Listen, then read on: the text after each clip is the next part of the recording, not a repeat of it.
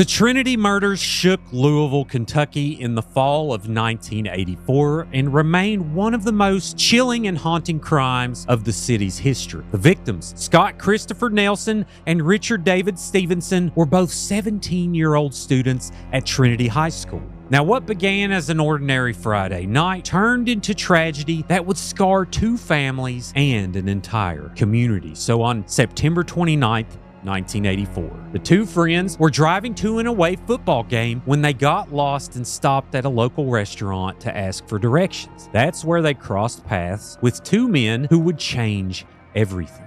The men pulled a pistol, forced the boys into their car, and made them drive to an alley. There, the teenagers were robbed, tied up, and taken to a vacant lot behind an abandoned apartment building, where both were shot in the head at close range. The crime was so brutal and senseless that Louisville residents struggled to even comprehend it. Police later arrested Victor Dwayne Taylor and George Ellis Wade, who were both convicted in connection to the murders. Taylor was sentenced to death after being found guilty of murder, kidnapping, robbery, and sodomy. Wade received life in prison, although Wade later recanted his original statement and claimed Taylor was not at the scene. The courts maintained that the evidence against Taylor was overwhelming. In 2021, a federal appeals court upheld Taylor's conviction. The loss of Scott and Richard still weighs heavy on the Trinity community, a chilling reminder of how two young lives full of promise and leadership were cut short on an autumn night that should have been filled with nothing more